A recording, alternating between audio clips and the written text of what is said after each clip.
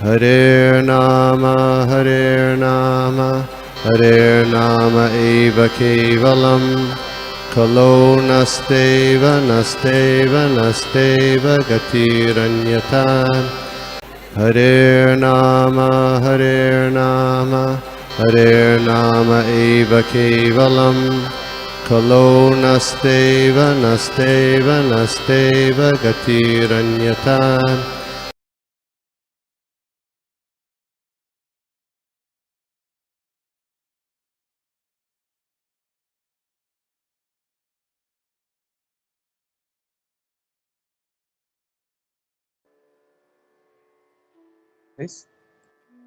तो हम लोग शुरू करते हैं। हम लोग प्रार्थना करते हुए और प्रभुपाद जी का, अपने गुरु महाराज का, सभी वैष्णव आचार्यों का, सभी उपस्थित वैष्णव जनों का आशीर्वाद लेते हम लोग आज का ये सुबह का प्रातःकालीन साधु संग ऑनलाइन अपना भागवतम सेशन हम लोग शुरू करते हैं। ओम नमो भगवते वासुदेवाय, ओम नमो भगवते वासुदेवाय, ओम नमो भगवते वासुदेवाय। नारायणं नमस्कृत्य नरं चैव नरोत्तमं देवीं सरस्वतीं व्यासं ततो जयमुदीरयेत्। नष्टप्रायेषु भद्रेषु नित्यं भागवत सेवया, भगवती उत्तम श्लोके भक्तिर्भवति नैष्ठिकी। हरे कृष्ण पृष्ठाय भूतले श्रीमते भक्ति वेदांत स्वामी नमस्ते सरस्वती देवी गौरवाणी प्रचार विशेष पाश्चात्य जय श्री कृष्ण चैतन्य प्रभु नित्यानंद श्री अद्वैत गदाधर श्रीवासदि गौर भक्त वृंद। हरे कृष्ण कृष्ण कृष्ण हरे हरे हरे राम नाना शास्त्र विचार अनेक निपुण धर्म संस्थापक का नाम हितकार त्रिगुण मन्य शरण्य करो। श्री राधा कृष्ण पदारविंद भजनानंदे नमित्तादिक वंदे रूप सनातन रघुजुग श्री जीव गोपाल।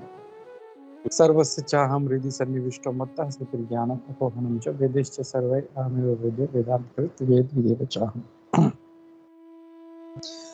हरे कृष्णा। तो thank you everybody for joining this session. आज के सुबह के सत्र में ज्वाइन करने के लिए बहुत बहुत धन्यवाद।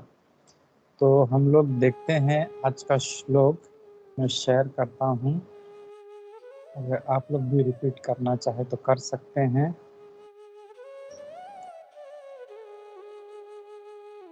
स्वलंकृतं श्यामतुरंगयोजितम्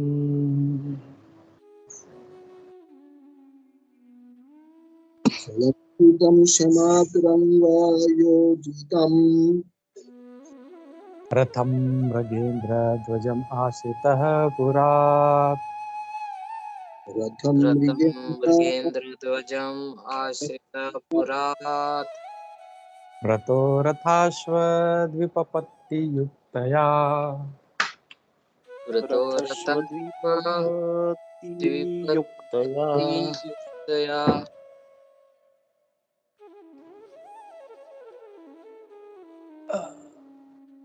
स्वसेनया दिग्विजयाय निर्गतः। स्वसेनया दिग्विजया निगतः।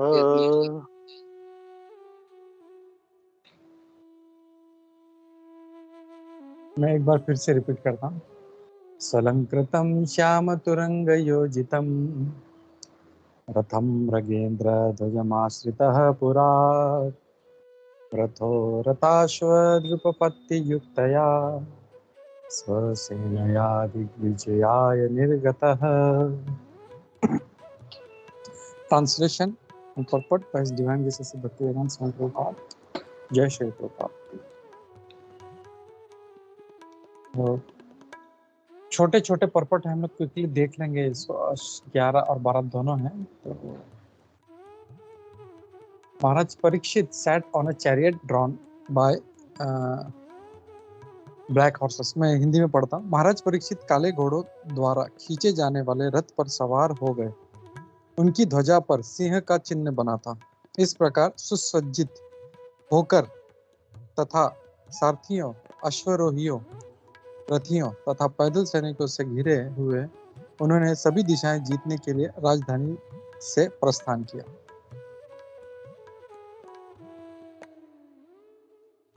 महाराज परीक्षित,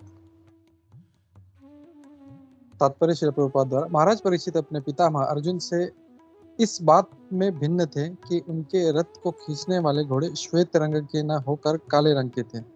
उनकी ध्वजा का चिन्ह सिंह था, जबकि उनके पितामह की ध्वजा पर हनुमान जी चिन्हित थे। महाराज परीक्षित जैसा राजसी जुलूस, जिसमें सुसज्जित रथ, घोड़े, हाथी, पैदल सिपाही तथा बैंड थे, नेत्रों को अत्यंत सुहावने लगने वाला था, लेकिन साथ ही ऐसे सभ्यता का प्रतीक है कि जो लड़ाई के मैदान में भी सौंदर्य परक था। तो सेकंड भी हम लोग पढ़ लेते हैं। हम लोग श्लोक का तात्पर्य उसका बड़ा है, तो हम लोग उसको डिटेल में नहीं जाते हैं हम लोग। तो श्लोक पढ़ते हैं पहले। भद्राश्वम केतुमालं च, भद्राश्वं केतुमालं च, भद्राश्वम केतुमालं च,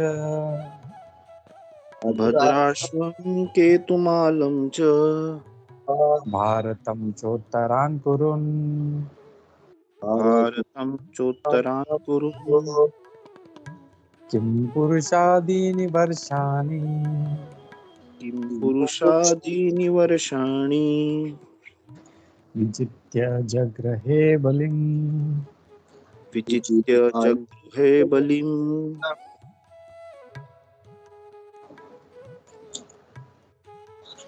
हम लोग ट्रांसलेशन पढ़ते हैं। ट्रांसलेशन परपट बाय हिज भक्ति वेदांत स्वामी प्रभुपाद। जय श्री प्रभुपाद। अनुवाद। तब महाराज परीक्षित ने पृथ्वी लोकों के समस्त भागों, भद्र अश्व, केतुमाल, भारत, पुरुजांगल का उत्तरी भाग, किम पुरुष आदि को जीत लिया और उनके शासकों से भेंटें वसूल की। तो इसका तात्पर्य थोड़ा सा बड़ा है, तो हम लोग शुरू करते हैं। हम लोग श्लोक का नंबर 11 से। तो एक्चुअली हम लोग देखें तो यहाँ पे जो स्टार्ट हुआ था, तो हम लोग देखते हैं यहाँ पे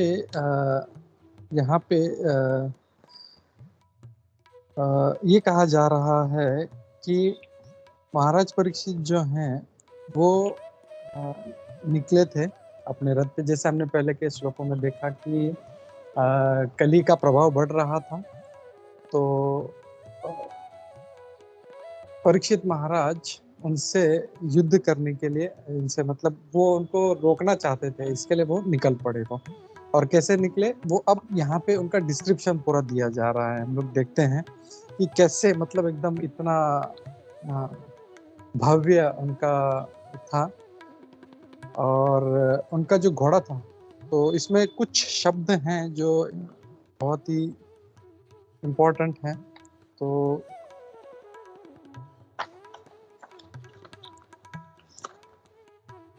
मुझे 1 मिनट देना बस। या ओके। तो इसमें जो 11वां श्लोक है उसमें कुछ इम्पोर्टेंट श्लोक है, हम वर्ष शब्द है वो देखते हैं। तो यहाँ पे जैसे कहा गया है तुरंग। तो तुरंग जो है संस्कृत में उसे कहा जाता है जो who moves fast, जो बहुत तेज चलता है, उसको तुरंग कहा जाता है। और हम लोग देखते हैं कि इसीलिए घोड़े को भी जो है यहाँ पे तुरंग कहा गया है। और फिर यहाँ पे है मृगेंद्र, यानी मृग यानी जो जानवर को कहा जाता है। और मृगों में जो इंद्र है वो है, हम लोग जानते हैं एनिमल जो है उनका जो राजा है वो है लायन। तो लायन जो है वो उनका राजा है। तो उससे सुशोभित था उनका जो रथ था। रथ में पहले तो कहा गया है कि तुरंग, उनका जो तुरंग है वो श्यामम, वो काले कलर का था। और उनका जो रथ था, रथ पे जो झंडा था, उस झंडे पे जो चिन्ह था वो इसका था, शेर का था। तो आज का थोड़ा सा मैं चाहता हूँ थोड़ा सा इंटरैक्टिव हो, क्योंकि इसको श्लोक का अगर देखा जाए ऐसे तो बहुत सिंपल लगता है, लेकिन इसीलिए मैंने कल बोला था कि थोड़ा सा आप लोग इसको भी थोड़ा सा स्टडी करके आओ, तो इसको हम लोग अच्छी तरह से इसको डीप में समझने का प्रयास करेंगे। तो एक तो बात है यहाँ पे सुखदेव गोस्वामी क्लैरिफाई कर रहे हैं एक कि मतलब वो अपने पिता की तरह नहीं थे, अरे मेरे पिताजी ने सफेद घोड़ा रखा था तो मुझे भी सफेद रखना चाहिए। और जैसे अर्जुन का जो रथ था, उनका जो फ्लैग था उस पे चिन्ह क्या था?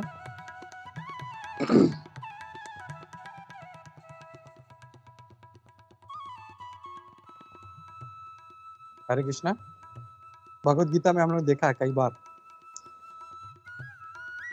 हनुमान जी का चिन्ह था प्रभु जी। Thank you. तो हनुमान जी का चिन्ह था, तो वैसे उनका जो रथ था उसका चिन्ह लायन था उनका। तो कई बार हम लोग देखते हैं कुछ जो भक्त लोग हैं वो कॉपी करते हैं इमीडिएटली उनको। तो वो यहाँ पे मतलब ये दिखाया जा रहा है कि मतलब महाराज परीक्षित ऐसे नहीं थे, वो उनका अपना एंटिटी था, उनका अपना अलग आइडेंटिटी था, एंड वो ही वो दिखा रहे थे। ऐसा नहीं कि अर्जुन जी ने ऐसा किया था, मेरे दादाजी ने ऐसा किया था तो मुझे भी वही फॉलो करना है। हम लोग कई बार भक्त लोग भी देखते हैं जब प्रवचन करते हैं तो प्रभुपाद के स्टाइल में ऐसा चादर बांध लेते हैं ऐसा आ, आ, तो वैसे नहीं होना चाहिए वैसे, बिकॉज हर किसी का अपना, प्रभुपाद जी का अपना जो था उनका स्टाइल था। तो या वी कैन टेक लेसन्स, हम उनसे लेसन सीख सकते हैं, हम उनसे शिक्षा ले सकते हैं, बट हमें उनको कॉपी नहीं करना है। और यही जो मेंटेलिटी है हम लोग देखते हैं, ये कुछ लोग हैं वो भगवान कृष्ण ने, अच्छा भगवान कृष्ण ने रासलीला किया तो मुझे भी करना है, तो that कॉपिंग mentality is not correct. तो ये यहाँ पे क्लियरली यहाँ पे डिस्टिंग्विश हो रहा है कि उनके जो घोड़े थे, उनके पिताजी के जो घोड़े थे, सॉरी अर्जुन के घोड़े कौन से कलर के थे? सफेद प्रभु जी, श्वेत रंग के सफेद। श्वेत। या प्रेम सखा प्रभु जी कुछ बोलना चाह रहे हैं?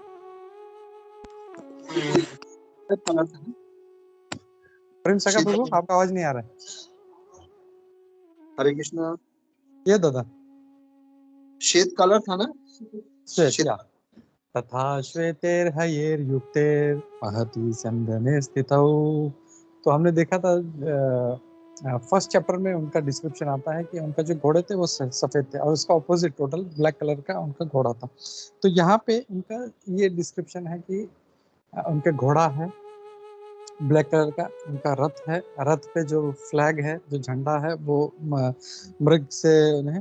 और प्रभुपाद जी बहुत अच्छा यहाँ पे डिस्क्रिप्शन दे रहे हैं कि प्रभुपाद जी कहते हैं कि बहुत अच्छा, मतलब ऐसा नहीं था कि महाराज के साथ सिर्फ सेना थी। प्रभुपाद जी कहते हैं बहुत रथ थे, और रथ भी कैसे थे, ऐसे साधारण नहीं, वेल डेकोरेटेड। तो बहुत ही अच्छी सुसज्जित रथ थे, ऐसा नहीं कि बस उठे अपना सीधा रथ में युद्ध करने चले गए, नहीं, इट वाज वेल डेकोरेटेड। फिर उसमें पैदल सैनिक थे उसमें, फिर हाथी वाले थे उसमें, फिर रथी थे सभी प्रकार के, और बैंड भी था उसमें। और वो लोग प्रभुपाद जी कहते हैं इट वाज वेरी दैट जो था एस्थेटिक लुक, जैसे हम लोग जस्ट एक इमेजिन करने के लिए हम लोग जैसे वॉर मूवीज होता है बड़ा बड़ा, इवन इसमें देखते हैं कि कैसे मतलब वो पूरा व्यू बनाते हैं। कोई ईगल का व्यू बनाता है, कोई उसको क्रॉन्च व्यू बोलते हैं, ये अलग अलग व्यू है जो टेक्निक्स जो शास्त्र में दिया है, और वो बना के चलता है और देखने में भी अच्छा लगता है।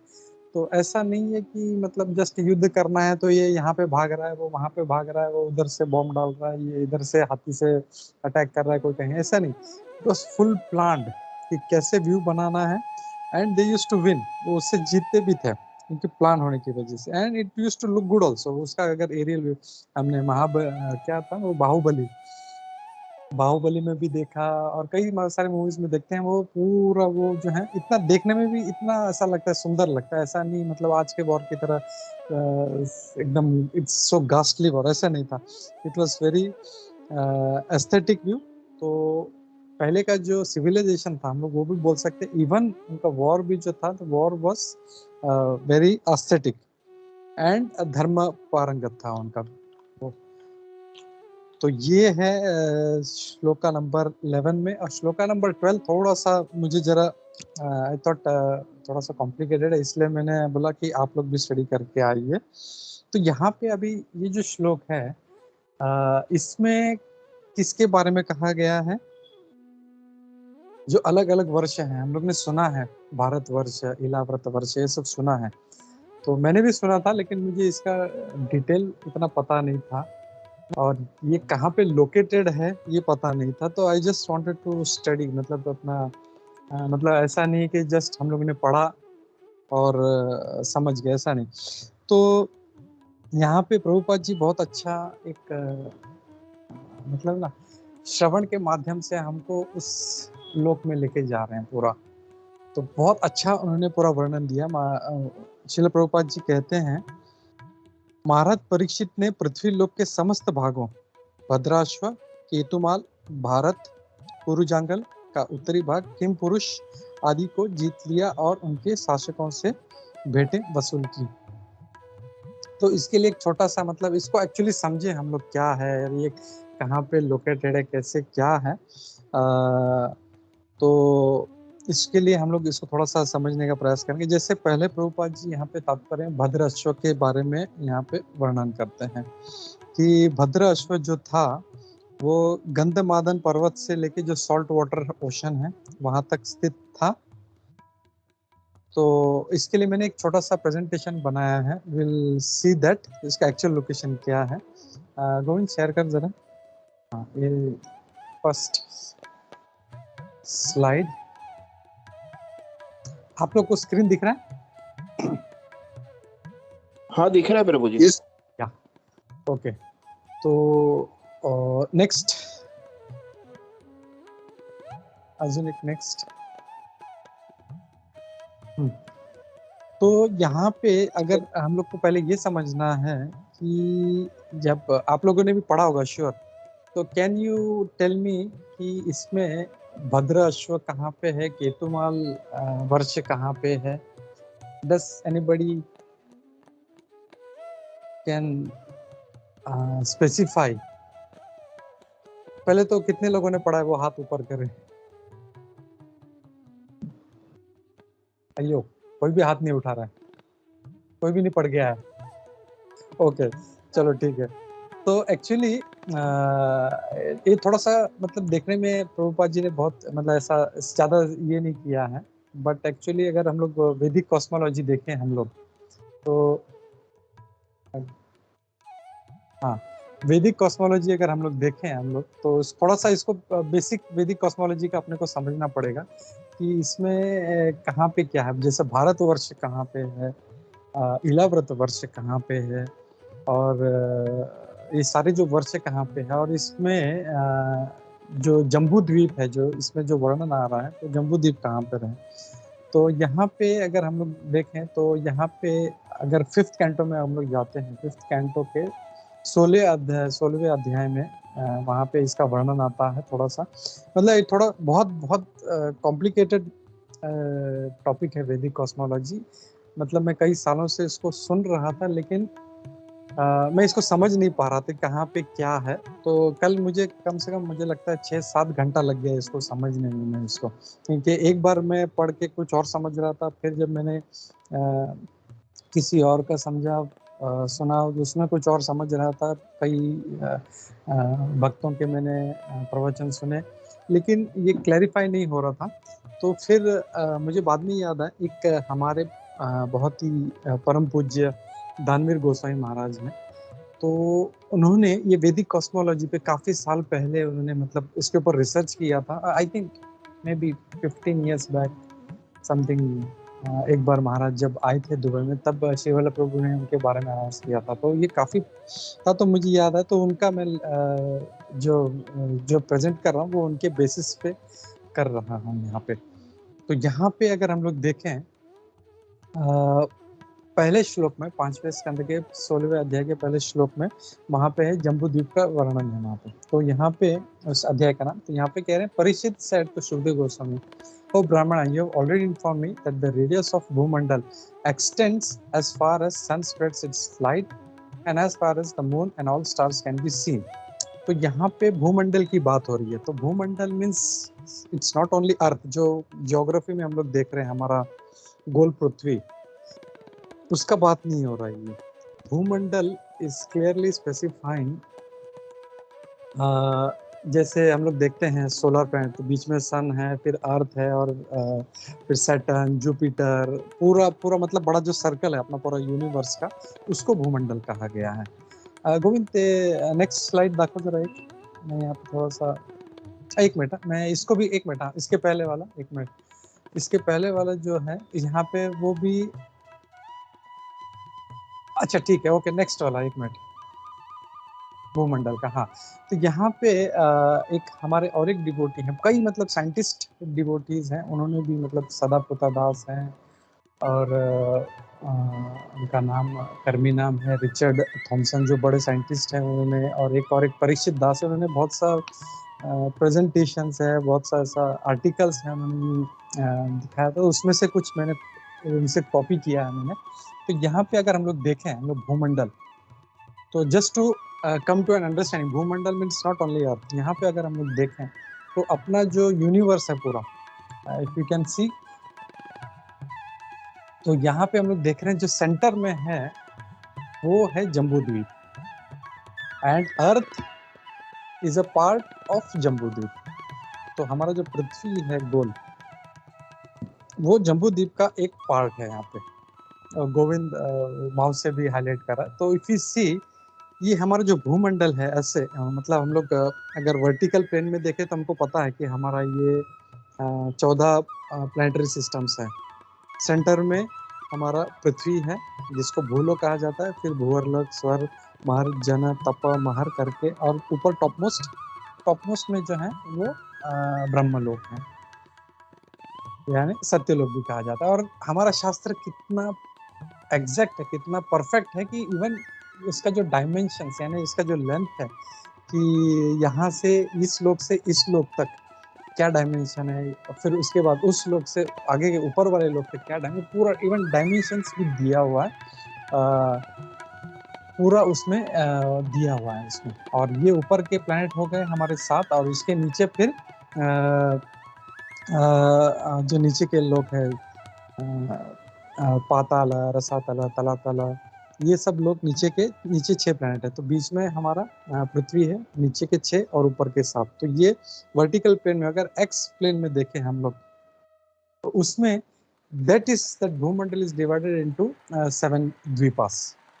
तो सेंटर में जो है अपना, वो सेंटर में है, वो है जम्बू द्वीप, पृथ्वी जिसका एक भाग है, और उसके बाद में फिर ये ऐसे डिवाइड होती जाता है।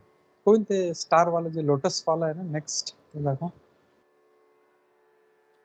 हाँ परफेक्ट। तो इसको अगर एक्स प्लेन में देखें ऊपर से हम लोग, तो this is what we see, and exactly यहाँ पे जैसे शास्त्रों में कहा गया लोटस, ये लोटस के समान है। तो बीच में हम लोग हरे कृष्णा, सॉरी, तो बीच में ये जो येलो पार्ट ऐसा उभरता हुआ दिख रहा है, दैट इज सुमेरु माउंटेन। और जो शास्त्र में कहा गया है कि that is golden mountain. Actually will not go into detail of वैदिक कॉस्मोलॉजी, बेसिक ये समझने के लिए कि ये अश्व जो है, बृहद अश्व वर्ष, केतुमाल वर्ष, भारत वर्ष, ये कहाँ पे, ये समझने के लिए हम लोग ये देख रहे हैं। तो उसका डायमेंशन भी दिया है पूरा। तो सेंटर में जम्बू द्वीप है, जम्बू द्वीप से लगकर एक सॉल्ट ओशन है, वो जैसे ही खत्म होता है उसके बाद नेक्स्ट द्वीप चालू होता है, और उसके बाद फिर उसको एक जो है ओशन ने उसको घेरा हुआ है, और उसके बाद फिर एक द्वीप है। एक नेक्स्ट वाला दाखवते, सर्कल वाला जो है, या तो इसमें अगर हम लोग देखें तो इसका पार्ट दिखा है, तो जो बीच वाला है ग्रीन, दैट इज जम्बू द्वीप। जम्बू द्वीप को सॉल्ट ओशन से घेरा हुआ है। फिर आता है प्लक्ष द्वीप, उसको शुगर केन ओशन ने घेरा हुआ है। फिर सलमाली द्वीप, उसको जो लीकर ओशन, जिस दारू का ओशन है पूरा, उसने घेरा हुआ है। फिर कुशा द्वीप को घी का ओशन ने घेरा है। फिर कौन से द्वीप को मिल्क ओशन ने घेरा है। फिर शक द्वीप को दधी यानी जो योगर्ट होता है, दही, उसका ओशन है। फिर पुष्कर द्वीप, और उसको फ्रेश वाटर ओशन। तो हम जो ओशन देख रहे हैं वो पूरा नमक का है, लेकिन ये जो ओशन है दैट इज फ्रेश वाटर, मतलब हम उसको डुबकी लगाए हम लोग तो जैसे नॉर्मली देखते हैं कि जो डिहाइड्रेशन से मर जाते हैं, जो जिनका बोट टूट जाता है या क्या, तो उसमें वहां पे अच्छा नहीं, स्विमिंग करो तो जब प्यास लगे थोड़ा वही पानी पियो, फिर आगे तैरते जाओ, तो ही विल नॉट डाई। सो पूरा शास्त्र में दिया है, मतलब खाली हम लोग को एक ही पता है, सॉल्ट वाटर ओशन, लेकिन शास्त्रों में देखा जाए शुगर ओशन है, लिकर ओशन है, घी ओशन है, मिल्क ओशन है, योगर्ट ओशन है, फ्रेश वाटर ओशन, ये अलग अलग ओशंस यहाँ पे ये दिए हुए हैं वहाँ पे। तो I think this is clear कि हमारा एक्स प्लेन और वाई प्लेन हम लोग समझ गए। Is that okay? किसी को नहीं समझा तो प्लीज यहीं से हम लोग क्वेश्चन आंसर्स, हम लोग डाउट्स लेना शुरू कर सकते हैं। If somebody has some doubts. Prabhuji, where is Hare Krishna? या please Where raise your does hand first. okay, sorry. No problem. या टेल मी पंकज। या So where does the earth fall now? You said that's it what is I'm coming to that. Yeah, I'm coming okay, to that. okay. Okay, so Jambudvipa, ते गोविंद ते दाखव जो पहिला वाला, first वाला जे first जे आधीचं भूमंडल। हाँ, तो इफ वी सी दिस, और थोड़ा आप लोग अपना अपना मोबाइल पे या लैपटॉप पे जूम करके देख सकते हैं, उसमें लिखा है earth is a part of Jambudvipa. Earth is a, नहीं फर्स्ट वाला, हाँ तेच, जहाँ इसमें आप लोग अपना अपना जूम करिए तो उसमें you can see earth is a part of Jambudvipa. तो जम्बूद्वीप काफी बड़ा वो एक द्वीप है, और उसमें अर्थ जो है, अपना जो पृथ्वी गोल हम लोग देख रहे हैं, that is somewhere on Jambudvipa. और इसके लिए अगर हम लोग देखें, वो जो सुमेरु गोल्ड वाला माउंटेन है, ते वाला देखो, गोल्ड वाला mountain, you will not find it on earth. कोई सोचेगा अरे यार ये सोने का माउंटेन है, उसमें से कम 10-15 किलो तो मैं लेके आता हूँ। इफ ही थिंक्स दैट, यानी वो उसका सर्च में निकल जाए तो कभी पहुंच नहीं पाएगा। But this is all there, and earth is a part of Jambudvipa. Is that clear Pankaj?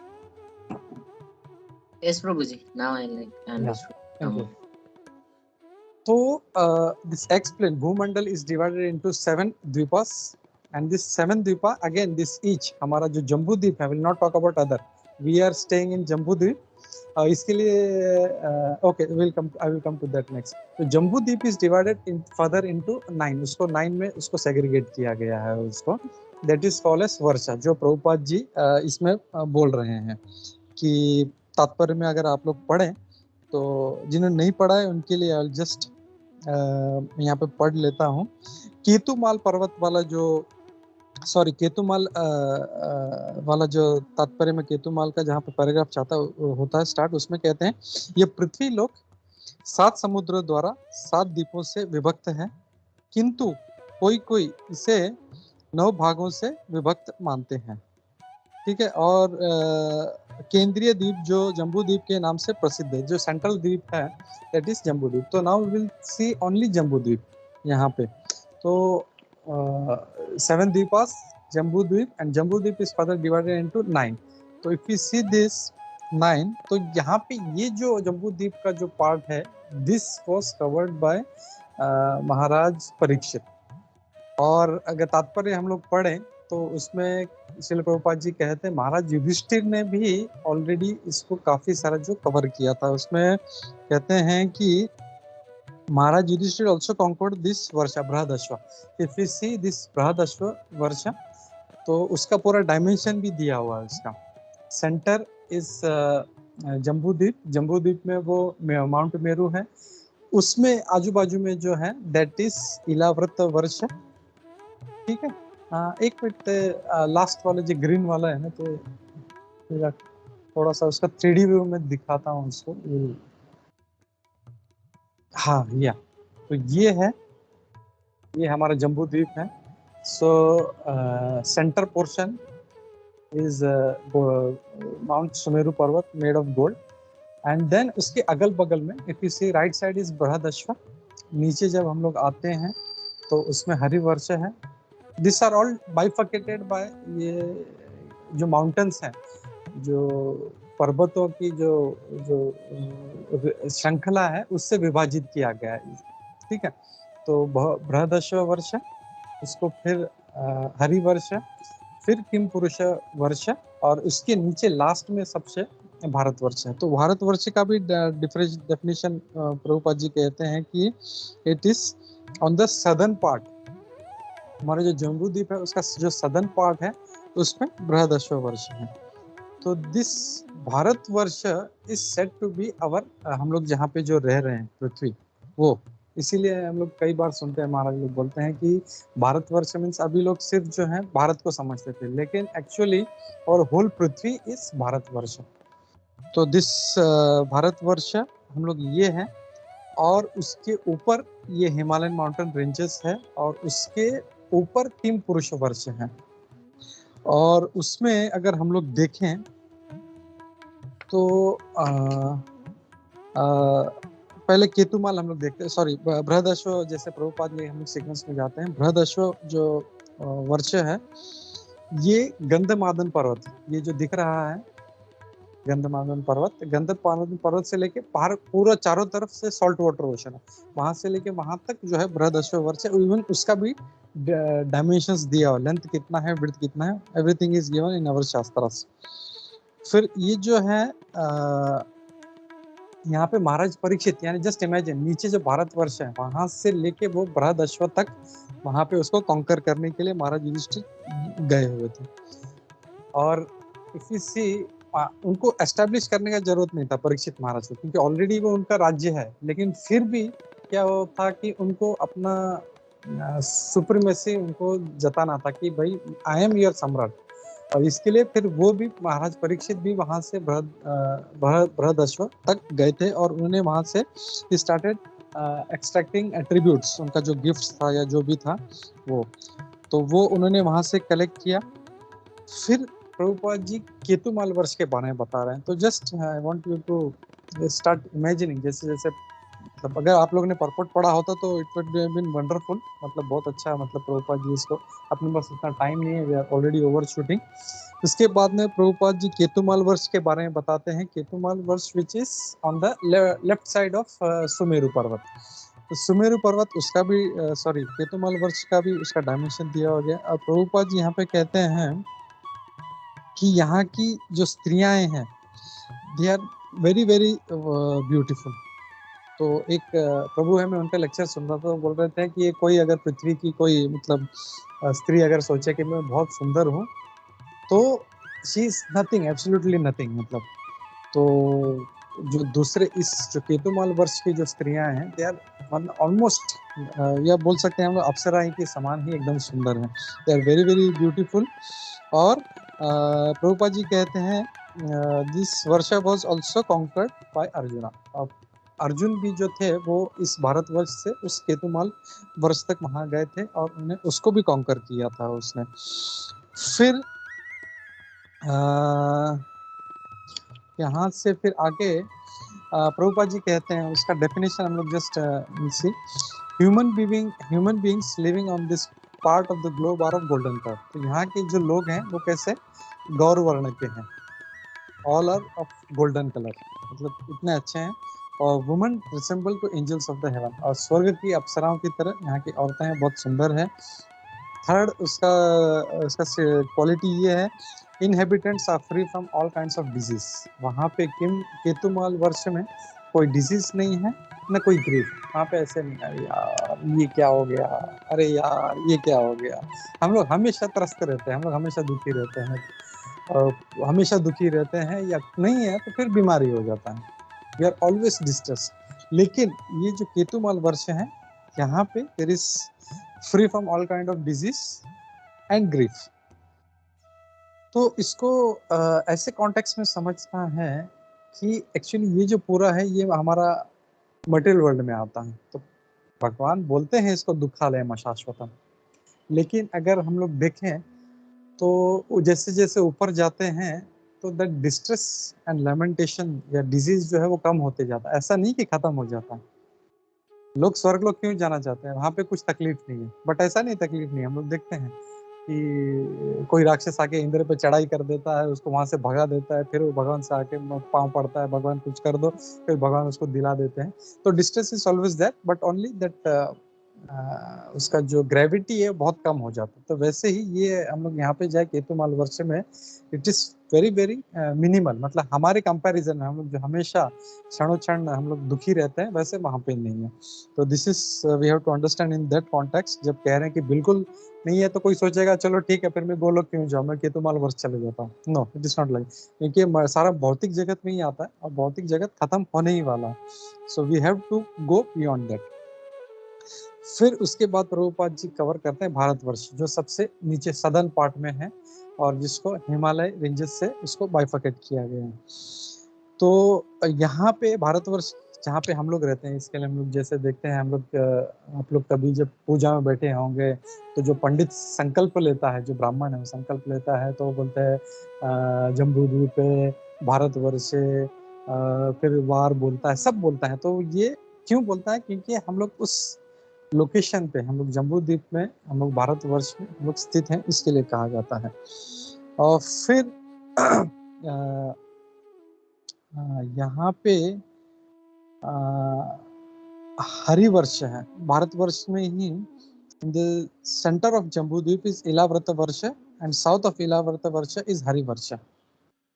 ठीक है, और इसका वर्णन प्रभुपाद जी कहते हैं महाभारत के सभा पर्व में दिया गया। और फिर एक पूरा श्लोक है, will not go in detail. नगरांश च वनम चैव, वो सब बोलते हैं, और उसमें बोलते हैं नगरांश च वनम चैव, नगर भी है वन भी है। नदीश्च विमलोदकः, नदी जो है विमल ओदक, जैसे उदक जो है वो विमल है एकदम। जैसे हम लोग अभी का अगर नदी जाएंगे, हम लोग कहीं पे देखेंगे तो कितना गंदा है, एकदम गंदा पानी। लेकिन यहाँ के जो नदियां हैं विमल उदक, मतलब एकदम सुंदर, मतलब सीधा छलांग लगा के हम लोग पानी पी सकते हैं यहाँ पे। तो वो सब इसका डिस्क्रिप्शन है। और फिर वहां पे भी कहा गया women in both this varshas are beautiful and some of them are equal to apsaras. तो किसी हमारा जो है, इसी को छोड़ के बाकी जहाँ पे भी है, they are all having wonderful qualities. तो ये है।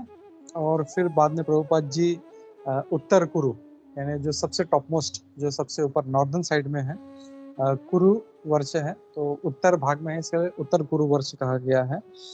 तो उसके बारे में कहा गया है। और प्रभुपाद जी कहते हैं सॉल्ट वाटर ओशन और जो शंगवान जो पर्वतमाला है उसके बीच में आता है ये। फिर प्रभुपाद जी डिफाइन करते हैं किम पुरुष वर्ष के बारे में, जो भारतवर्ष के ऊपर है। तो भारतवर्ष के ऊपर है किम पुरुष वर्ष। और प्रभुपाद जी कहते हैं ये उसमें प्रभुपाद जी हिमालय जो पर्वत है उसका डेफिनेशन दे रहे हैं, उसका डायमेंशन दे रहे हैं। उसका जो लेंथ है वो 80,000 माइल्स।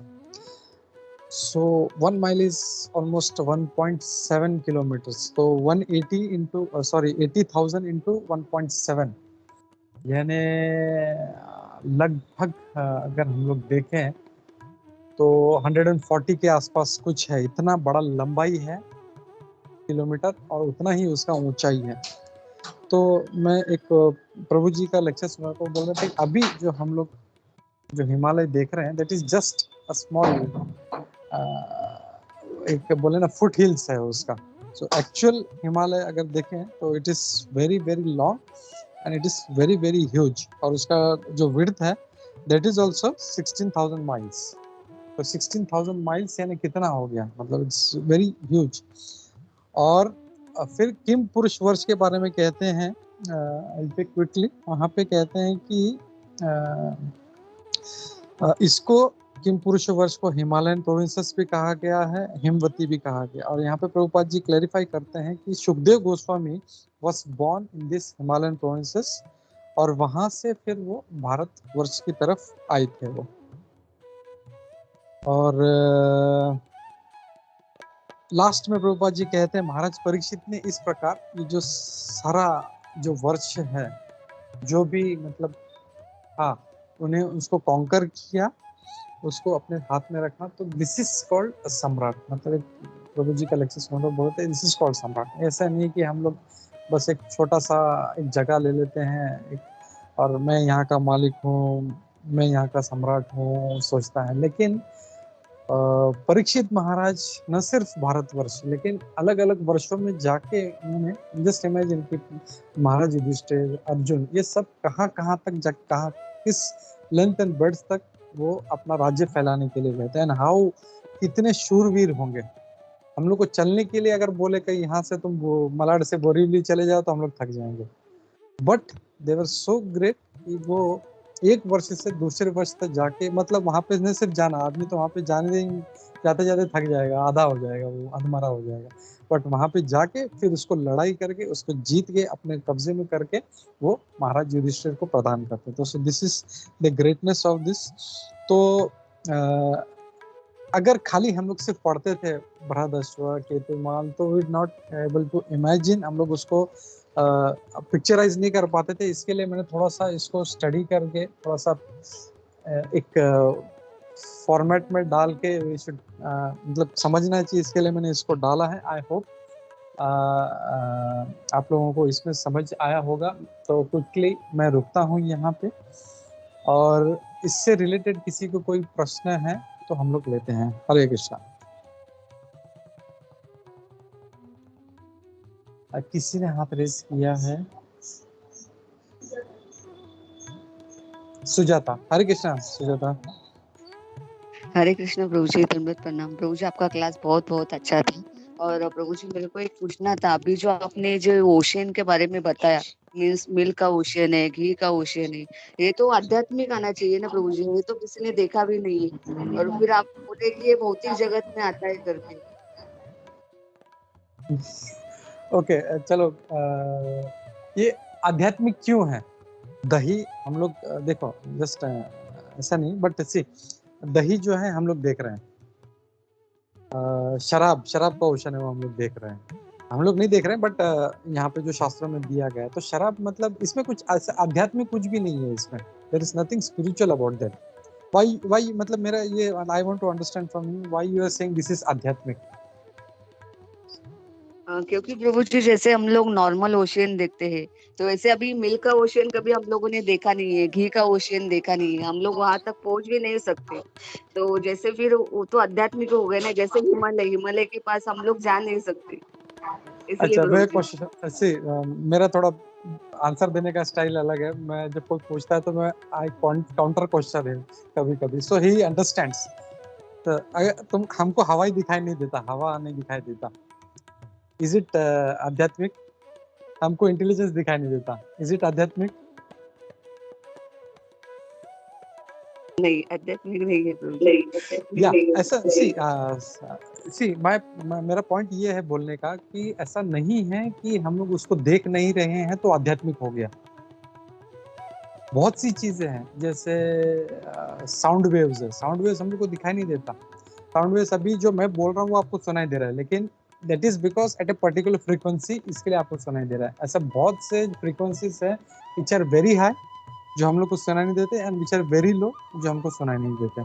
दैट डजंट मीन कि वो आध्यात्मिक है, बट अपना मटेरियल वर्ल्ड जो भगवान ने बनाया इट इज सो वंडरफुल, उसमें इतना वेराइटीज है कि हम लोग को बहुत सी चीजें पता ही नहीं है, और वी आर जस्ट एक्सप्लोरिंग। अभी जैसे मैं ये एक छोटा सा अटेम्प्ट था मेरा, मतलब जैसे बोलते हैं ना कि व्हाट आई से, इससे एक छोटा बच्चा जैसे चांद को छूना चाहता है। एक वैदिक cosmology something very very wonderful, इसको हम लोग को समझना चाहिए।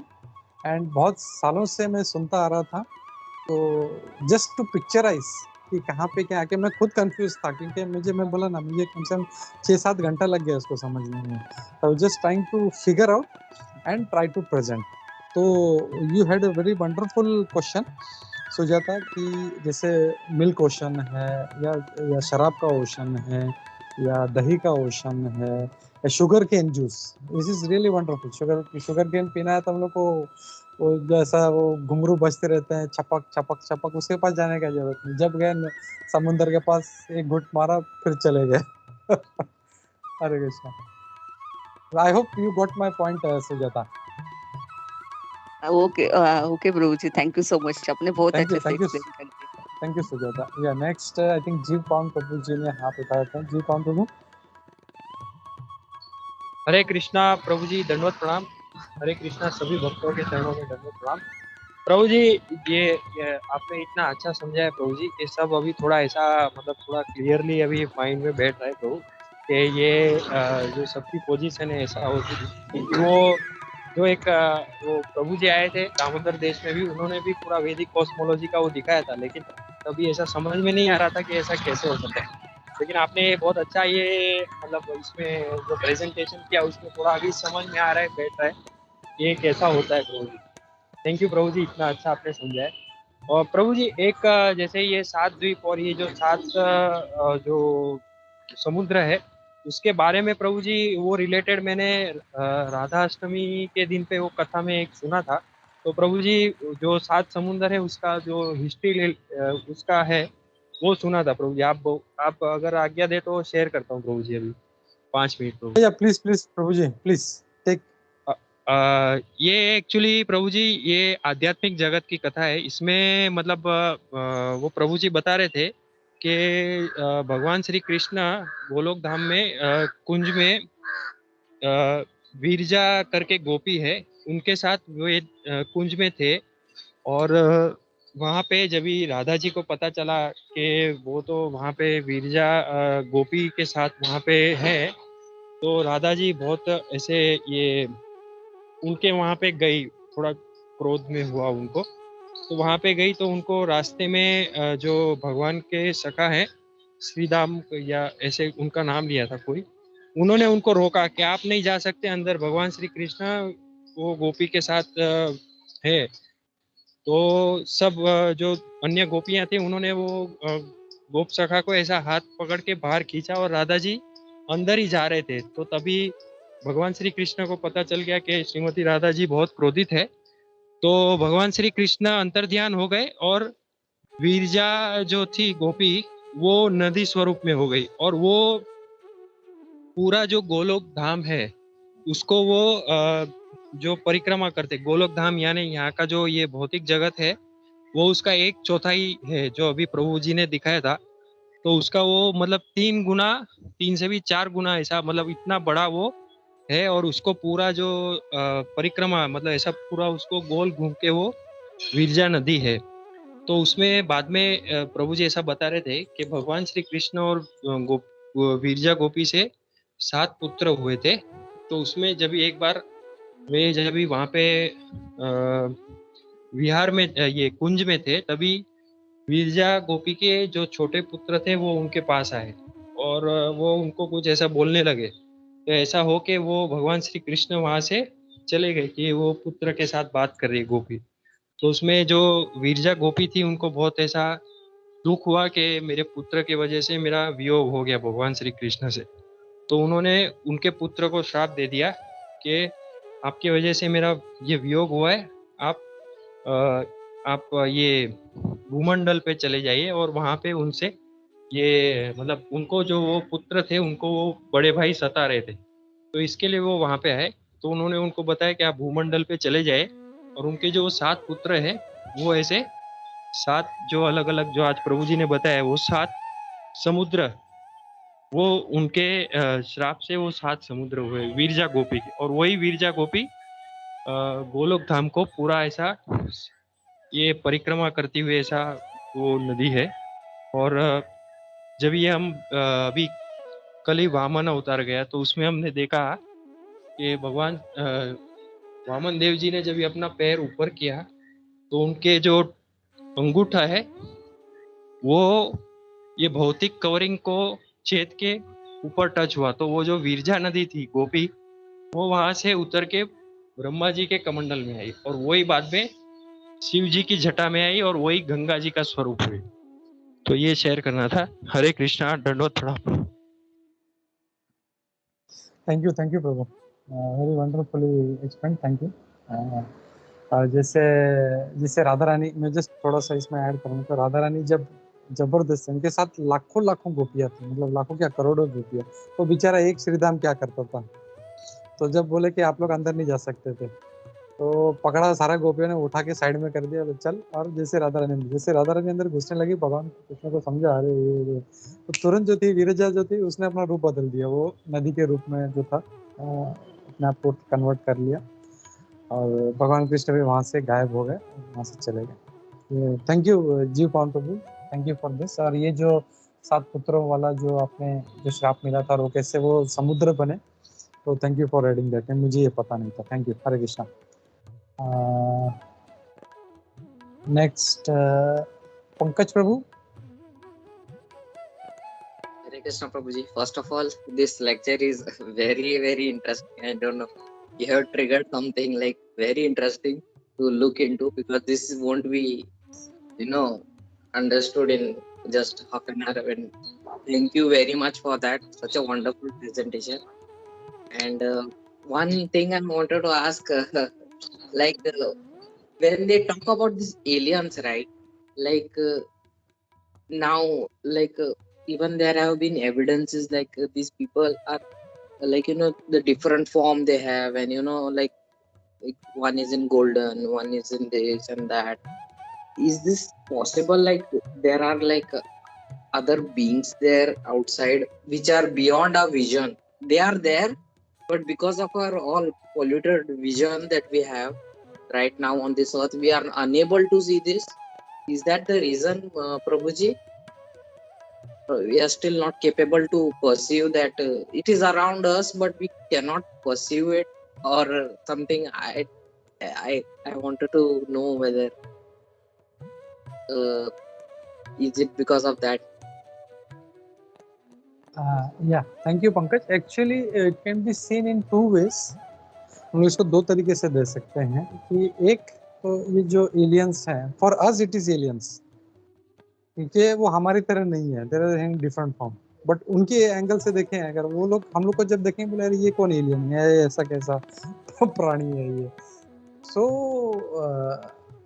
एक्चुअली कैसा है कि भगवान कृष्ण कहते हैं कि नित्य सर्वगत स्थाणु अचोलोयम सनातना। तो सेकंड चैप्टर के आई थिंक श्लोका नंबर 24 में है, जहाँ पे भगवान कहते हैं नित्य है, सर्वगत है, इट इज एवरीवेयर।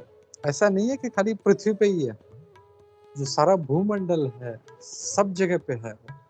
इवन अगर हम लोग देखें, इवन अग्नि के अंदर में भी बैक्टीरिया है। तो नॉर्मली क्या करते हैं, अगर किसी को स्टेरिलाइज करना है, किसी को मेडिसिन देना है, तो सिरिंज को है वो स्टेरिलाइज करते हैं, गर्म पानी में रखते हैं या फायर में रखते हैं, whatever they do they think. लेकिन एक पर्टिकुलर टाइप का बैक्टीरिया है which is called as thermophiles, जो अग्नि में रहता है, और वो बाहर आएगा तो मर जाएगा। सिमिलरली अगर हम लोग देखें तो भगवान कृष्ण ये जो भगवत गीता में बोलते हैं विवस्वान मनवे प्राहा, मतलब मैंने सबसे पहले विवस्वान को दिया और विवस्वान ने मनु को दिया था। तो विवस्वान को कहाँ पे दिया था उन्होंने? He went to sun planet। Sun planet क्या है, हम लोग our sun is so hot, इतना गर्म है sun, and it is so perfectly aligned कि ये बोलते हैं 1 इंच भी सन अगर इधर आ गया तो सारा पृथ्वी जल जाएगा, इट्स सो हॉट। और 1 इंच थोड़ा सा सन उधर सरक गया तो पूरा पृथ्वी कोल्ड हो जाएगा। तो उसका जो गर्मी है, उसका ताप से पृथ्वी इज मेंटेन। तो भगवान ने इतना अच्छा डिफाइन किया है उसका पाथ पृथ्वी का या सन का। हम लोग तो रोड पे देखते हैं तो अभी वो कितने एक्सीडेंट हो रहे हैं फॉर फुलिश थिंग्स, लेकिन भगवान ने जो बनाया है रूल्स, उसमें कोई एक्सीडेंट नहीं है। उसको जहाँ पे चलना है वहीं पे चलता है, ऐसा नहीं है उसका मूड हुआ थोड़ा इधर हो गया, थोड़ा 1 इंच भी इधर उधर नहीं होता। सो ही वेंट टू सन लोक, he went to sun planet, वहाँ पे उन्होंने प्रचार किया।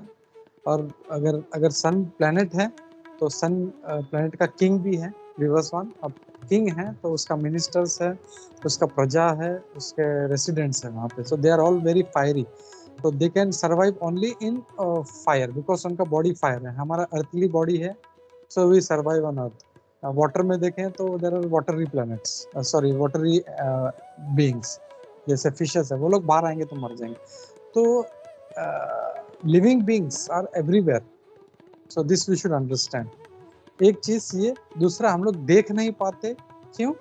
क्योंकि they don't come in front of, जैसे वो जो फायर वाला जो बैक्टीरिया है, वी कैनॉट सी दैट। बहुत सारी जो चीज हैं, जैसे इवन अगर समुद्र में देखें तो जो छोटा छोटा फिश हम लोग देखते हैं, that is only on top, but if we go deep down, Prabhupada ji कई बार बोलते हैं वेल जो मछली है इज सो ह्यूज, कितना तो भी मतलब मीटर्स का होता है वो, इट्स वेरी ह्यूज। वो एक एक बड़ा बड़ा शिप को भी पलटा सकती है। लेकिन प्रभुपाद जी कहते हैं उसको, वेल को संस्कृत में तिमी कहते हैं। एक फिश है तिमिंगला, तो दैट ह्यूज फिश वेल उसको भी स्वॉलो कर लेती है। तो जस्ट इमेजिन वो जो इतना बड़ा फिश है उसको स्वॉलो करने वाली फिश कितनी बड़ी हो। But we don't see that because they are in a different plane. वो पूरा पानी के नीचे रहते हैं, हम लोग वहां पे जाते हैं। जैसे सुजाता ने बोला कि हम लोग को दिखता नहीं है, बट दैट डजंट मीन कि वो है नहीं करके। तिमिंगला है, डायनासोर्स है, there are all kind of beings. Hare Krishna. I hope you got the point, Pankaj. Hare Krishna, Prabhuji. Thank you, Prabhuji. Prabhuji, Hare also Krishna. one song was ringing in my head. I'm sorry, I'm taking a little time. One song No was problem. that सात समंदर पार में तेरे पीछे पीछे, that सात stories like like I don't know, but I'm very sorry for being immature, but I just looking in the seven oceans, that song only is coming into my head. Yeah. Hare Krishna. See, very funny. But हम लोग देखें तो actually ये जो सात समंदर है, सी उनको हॉलीवुड वालों को या बॉलीवुड वालों को they don't know the meaning सात समुंदर क्या है। बट शास्त्रों में ये सात समुद्र का पूरा वर्णन दिया है। सॉल्ट वाटर ओशन है, शुगर केन ओशन है, दूध का ओशन है, दही का ओशन है, प्योर वाटर का ओशन है। तो ये सब है। सो जस्ट उनको तो मतलब नहीं है सात समुंदर पार में तेरे पीछे पीछे है, मतलब चीज डेस्परेट चीज सोइंग कि मैं तेरे लिए कितना भी पीछे आ सकती हूँ। So that is no use of us. But या, बट वो लोग भी जो कंसेप्ट लेते हैं सात समुंदर, that is also from our Vedas, हमारा शास्त्रों में दिया है पूरा। इट इज ऑल समहाउ एक ऑफशूट्स उसमें से निकला है, और उसमें से ये लोग कहीं से उठाते हैं ये लोग। Hare Krishna. Yeah, Hare Krishna, Prabhuji. Thank you, Prabhuji. Thank you Pankaj, thank you. Okay, और कोई हाथ नहीं उठा है तो हम लोग रुकते हैं यहाँ पे।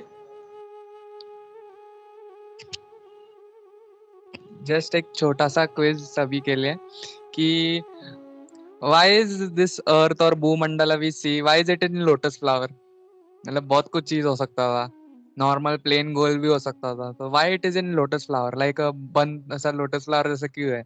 एक छोटा सा मतलब क्विज, मतलब कोई मतलब ऐसा सोच सकता है? इट्स वेरी ब्यूटीफुल आंसर, अच्छा आंसर है, तो प्लीज थिंक ओवर इट और बताइए मुझे को। हरे कृष्णा प्रभु जी। हरे कृष्णा प्रभु जी, दंडवत प्रणाम प्रभु जी। आपने जैसे बताया कि Goloka Dham is like that shape.